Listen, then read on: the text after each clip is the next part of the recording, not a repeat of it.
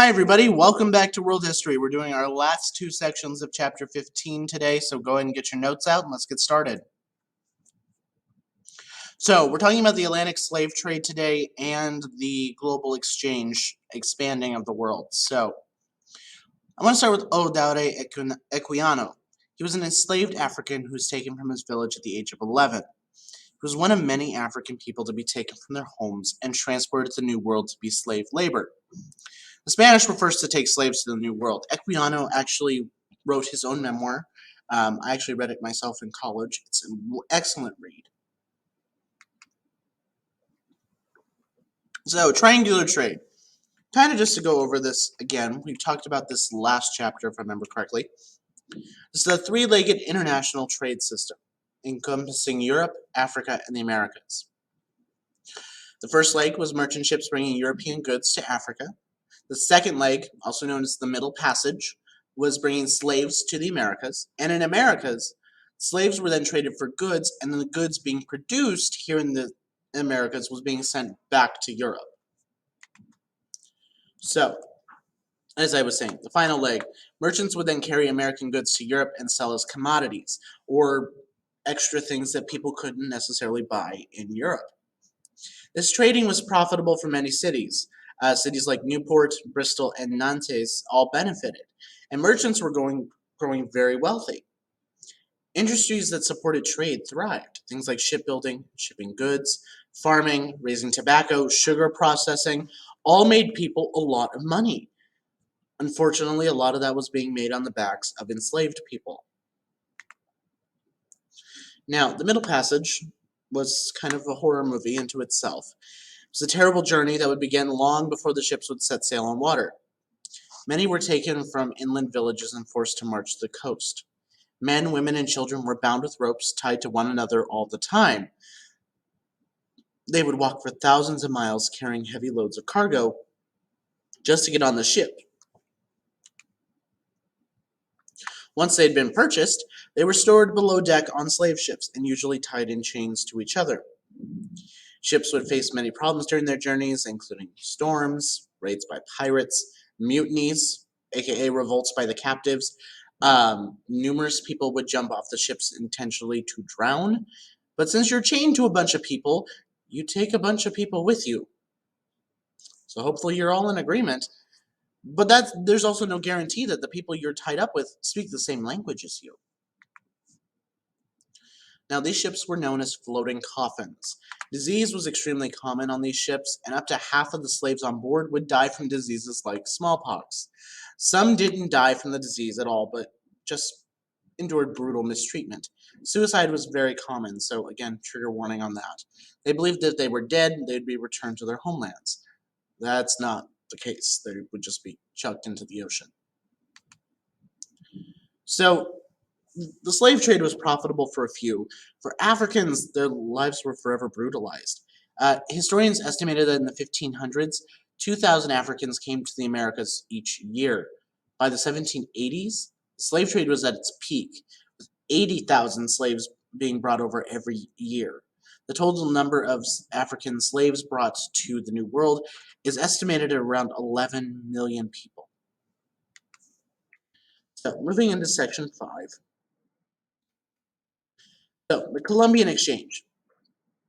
We're talking about the global effect and some trade stuff now.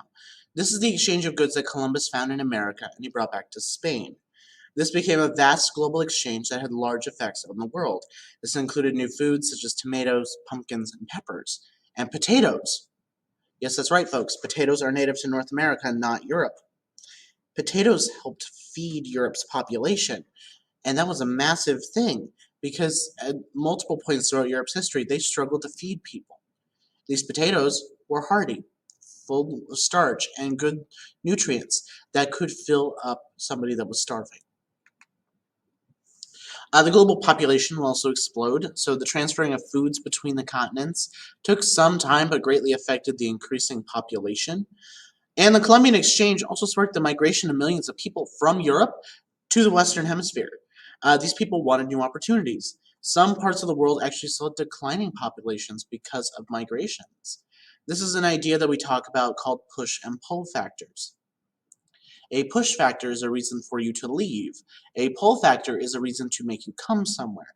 In this point, all these new foods that are being discovered here in the Western Hemisphere were pull factors bringing people by the millions to the New World.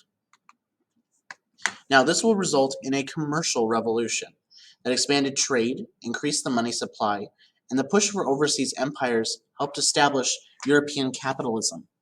Sorry for.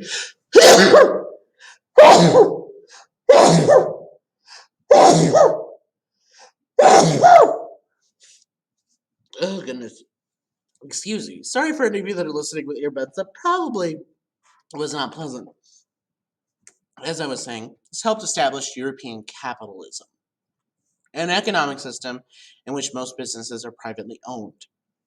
As trade increased, entrepreneurs sought to expand overseas. The goal? Make more profits so they had more money. This caused a period of inflation in the European economy. This is a sharp rise in prices, responding to the amount of money available. We're currently experiencing this here in 2022 when I'm recording this. This period of history is also known as a price revolution, when we're seeing a massive change in prices. Enterprising capitalists devised a way to bypass the guilds using the putting out system. This meant sending word to local cottages to avoid the guilds, meaning you truly worked from home. If this meant you were processing cotton on a spinning wheel or whatever, it meant that you were bypassing these guilds and unions, so you didn't have to pay people fairly. They were doing it in their homes. You really didn't need to pay them that much. And with this, we see an increase of the commercial revolution and adopted an idea known as mercantilism. It was aimed at strengthening national economies. Mercantilists believe a nation's real wealth was measured in gold and silver. In order to build a supply of gold and silver, nations must export more than they import, meaning that they're putting out more products than what they are bringing in themselves. And they used their colonies for this. They existed solely for the sole purpose of benefiting the mother country, providing resources and raw materials to countries in Europe.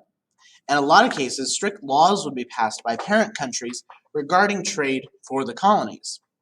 Colonies could not buy goods from other countries or send goods to other countries. We see this with the British colonies here in North America. They were specifically required to trade only with Britain. Now, this rise in mercantilism came along with an urging to rulers to adopt policies to improve national wealth. Governments started to build roads, back new companies, and exploit resources. They also started to impose tariffs or taxes on imports. And these were imposed when trading with foreign countries. That way, it kind of would also make people be like, okay, I'm not going to trade with them because it's going to cost me more. And it's going to make sure that they're buying specific goods that you're wanting them to buy. These methods seem to increase national wealth, but modern economists still debate whether they worked or not. We don't know entirely if mercantilism and tariffs as a whole have ever truly worked. So that is it for your notes for today. Your assignment is another Sheg packet, so hold on, let me double check that real quick because I want to be able to tell you exactly what you're doing on there.